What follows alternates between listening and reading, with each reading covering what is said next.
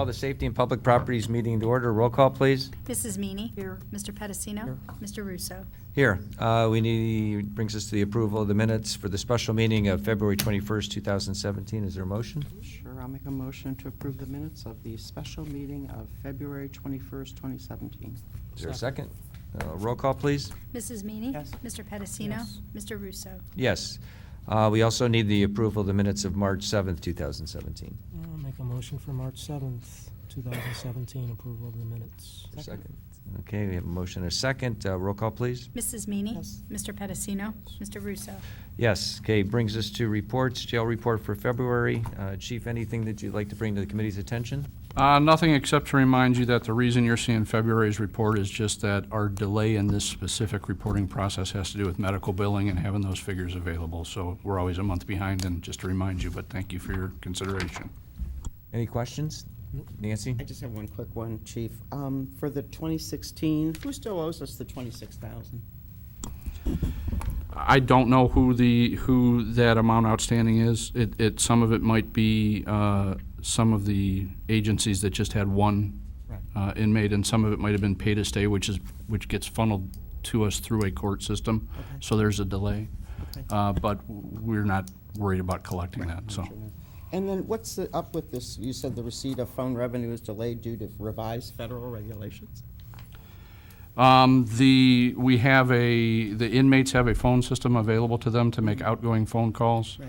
And that process, there is some money that comes back to the city as a result of contracting with that vendor. There's a delay in getting that back by, I think it's 2 months now. I think there's a 60-day delay in some of that revenue. Okay, thank you.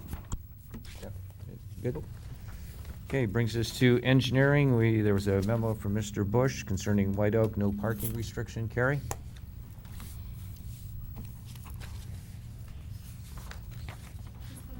Ariel, while I discuss this request. The request was to restrict parking on White Oak between Pettibone and North Burr Oak. As you can see in this aerial, it's kind of hard to see. There are cars parked along the west side here of White Oak Drive. And when cars come from Pettibone heading southbound on White Oak, they have to move to the left, and there's a vertical curve here on White Oak, and you can't really see cars approaching from the opposite direction when you're heading southbound on White Oak, if cars are parked here, which they are frequently parked. We discussed this item at the Traffic Task Force and had GPD review the request for site distance.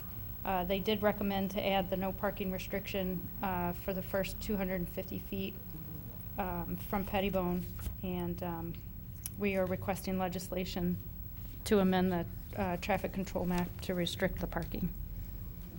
Any questions from the committee? Carrie, did you look into whether you should restrict parking on both sides? It would, So you th- can't so park that on. would- That other Higher side is hydrant side. already. Right. Okay, I just wanted to make sure. So we're Yep. already restricting it on the one side, so this just. Correct. So there's no parking at all on And it's not the okay. full length to North Burr Gotcha, Oak. okay. The 250 feet is actually this first piece here. Okay. Jeff, did you have any questions? Okay. Is there a motion?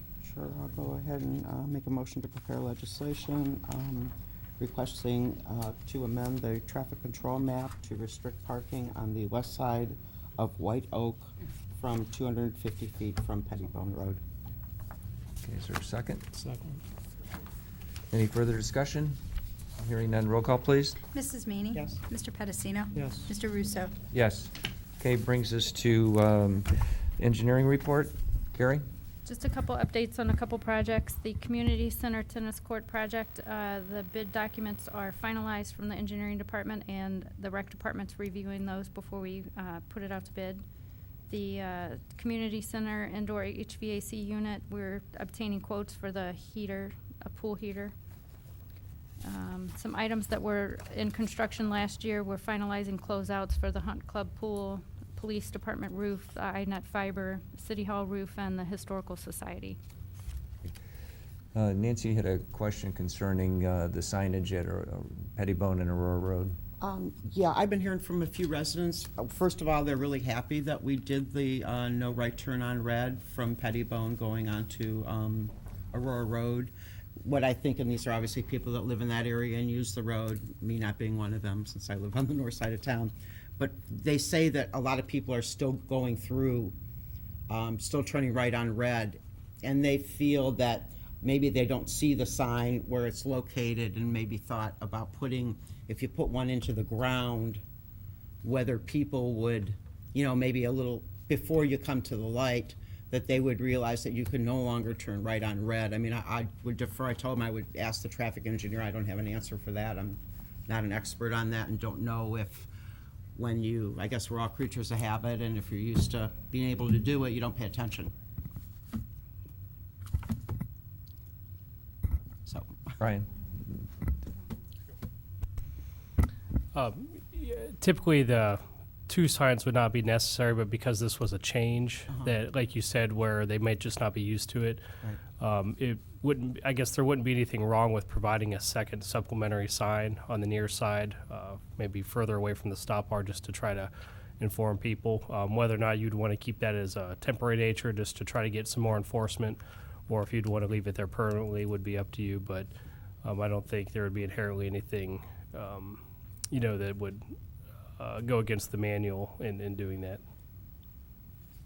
Jeff? Could we just have the one on the post? I mean, the reason that we put the sign, right turn on red, was because of the situation of the light itself anyway. And if people are used to pulling past the stop bar and not really looking up at the signage, because their intent is to make a right turn on red, just use the post in the ground, because that's why we eliminated the right turn on red, is because we didn't want to move the pole. Would it be possible to just take a look at that intersection, because it's not a standard intersection, just the way it's angled, and possibly see if there's a suggestion as to how to better address that situation? I know that we're in Solon, people do what they want to do.